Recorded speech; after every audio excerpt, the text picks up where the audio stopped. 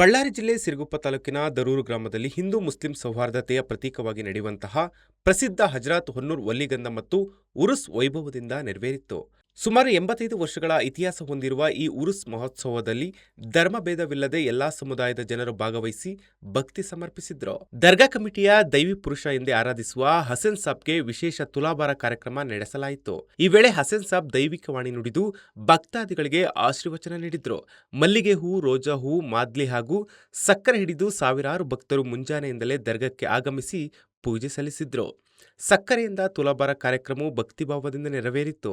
ಸಿರುಗುಪ್ಪ, ಕುರುಗೋಡು, ಕಂಪ್ಲಿ, ಬಳ್ಳಾರಿ, ಹೊಸಪೇಟೆ ಸೇರಿದಂತೆ ಗಡಿಭಾಗದ ಆಂಧ್ರ ಪ್ರದೇಶದಿಂದಲೂ ಸಹಸ್ರಾರು ಭಕ್ತರು ಉರುಸ್ ಮಹೋತ್ಸವದಲ್ಲಿ ಪಾಲ್ಗೊಂಡಿದ್ದರು.